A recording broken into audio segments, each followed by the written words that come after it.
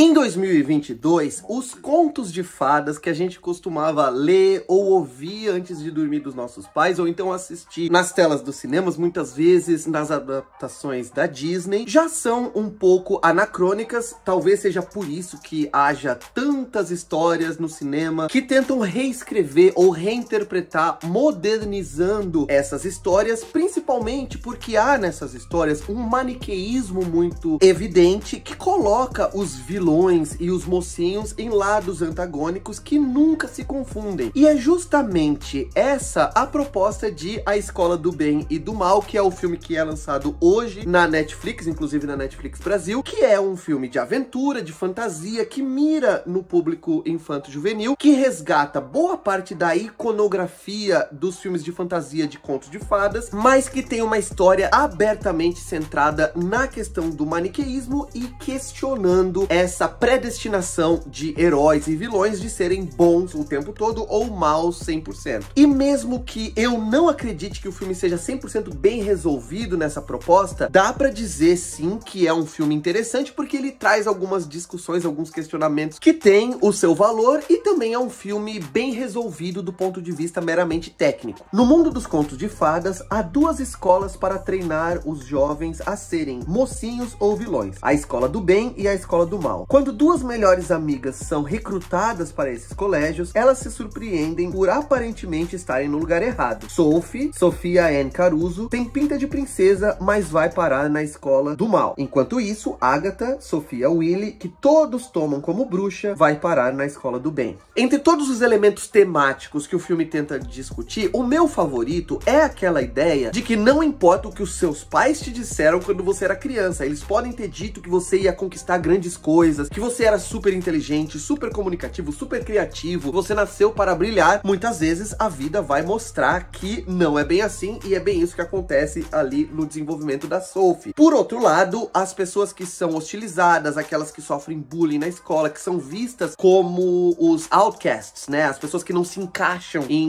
meios sociais, entre aspas, normais, podem ir longe na vida, e é isso que a gente percebe no arco dramático da Agatha. Isso é legal. Além disso, o filme desenvolve muito bem, na minha opinião, o relacionamento entre as duas. A amizade entre as duas é o centro emocional do filme, e é também aquilo que nos mantém interessados na história delas, porque tem momentos em que elas mudam de atitude, em que elas demonstram sentimentos ou passam a se tratar de maneiras que não são muito convincentes. Parece que elas mudam assim de uma maneira muito drástica, mas o que nos mantém interessados, mesmo com esses pecadilhos do roteiro, é porque a amizade das duas é muito convincente e muito bonitinha. Eu gosto também como nesse filme os conceitos de bem e mal são muito mais performáticos do que morais. Então, naquelas escolas não tem ninguém realmente fazendo bondades ou fazendo maldades, eles estão performando aquilo que se espera do bem, principalmente naquela lógica maniqueísta das histórias de contos de fadas, ou performando uma estética, uma iconografia do mal, não necessariamente fazendo maldades. E isso nos lembra, obviamente, que isso é um dos pontos que até muitas vezes de forma expositiva o roteiro tá tentando desenvolver, que ninguém é 100% bom ou 100% ruim, as pessoas são complexas, as pessoas conseguem transitar nesse espectro durante a vida inteira, apesar de, e eu preciso falar isso, os personagens desse filme não serem tão complexos quanto o roteiro parece acreditar que eles são. Eles são, sim, muito definidos, né, entre os bonzinhos e os malzinhos, e mesmo assim, dentro dos malzinhos, não tem ninguém que é realmente mal. E, inclusive, a protagonista, a Sophie, que muitas vezes acaba fazendo coisas que a gente não esperava dela, tudo isso parece realmente convenções de roteiro, como se os roteiristas estivessem ali, né, com o ventríloco manipulando ela pra fazer coisas que a gente não espera, pra atrair a amiga, porque a gente sabe que uma hora tudo isso vai ser revertido e as duas vão se dar bem e ficarem felizes para sempre no final. Eu tenho um probleminha que eu acho que o filme às vezes escorrega nele, que é a questão de por que o filme insiste tanto no fato de a Sophie ter cara de princesa, ter cara de boazinha, e a Agatha ter cara de bruxa, ter jeito de má, não parecer uma princesa. Tem momentos em que a Agatha, que é negra, olha para os personagens que estão ali conversando com ela e fala: nossa, mas eu não sou princesa, olha pra mim. E aí a gente olha pra ela, uma menina normal, fala: não, mas qual o problema em você? A gente não tá vendo nada. E inclusive tem um momento do outro lado em que a Sophie fala assim: não, eu sou uma princesa, olha pra mim. E ela mexe nos cabelos louros dela como se aquilo fosse fosse a garantia de que ela é bonita, a garantia de que ela é uma princesa. E mesmo que o filme vá trabalhar com a reversão dessa expectativa, parece que o filme já assume que o espectador vai achar isso óbvio. Não, claro, né? Olha como ela tem cara de princesinha. Olha como a outra não poderia jamais ser princesa. Eu acho que é um terreno perigoso que o filme não sabe atravessar de uma maneira muito inteligente, mas fica a seu critério. O que vocês acham? De forma geral, não dá pra dizer que esse filme é tão contestador, tão revisionista como ele parece acreditar. Principalmente porque a estética, que é uma estética interessante, é um filme que tem valores de produção competentes, mas é tudo muito genérico, é tudo muito herdado de tantas outras fantasias que a gente já assistiu na vida, mesmo que o filme tente, e eu acho que a tentativa já é válida, criar uma nova interpretação para os heróis e vilões dos contos de fadas. Acho sim que a jornada das duas protagonistas é divertida, e o filme, inclusive, se você é pai ou mãe e tá pensando em assistir com seus filhos, transita um pouco também no espectro do horror, mas não, obviamente, do horror para adultos, sim pro horror infantil, para filme de Halloween, ou seja, um filme bem apropriado pro mês de outubro. Então tem algumas cenas que eu acredito que crianças, principalmente menores, vão sim ficar aterrorizadas, e são cenas, por exemplo, com a abóbora lá, o Jack-o'-lantern, né, na floresta, ou aquela cena que é muito próxima ali naquela sequência da floresta com as flores carnívoras, ou seja, tem uma iconografia de terror de Halloween que eu acredito que as crianças menores vão ficar um pouco impressionadas. Eu acho que o filme funciona como um bom filme de sessão da tarde, apesar de ele ser muito longo, ele é muito longo, tem 2h30 e não precisava, mas ele lembra aqueles filmes de Halloween com uma temática mais sombria da sessão da tarde nos anos 90. Eu acredito que é um filme eficiente para aquilo que ele se propõe. Se vocês assistirem ao filme, venham aqui dizer se vocês gostaram, não gostaram, concordam ou discordam dos pontos que eu apresentei nessa crítica. Se inscrevam no canal, curtam esse vídeo, cliquem no sininho e em sempre, para sempre receber notificações de vídeos novos. E por hoje eu vou ficando por aqui. Um abraço, tchau!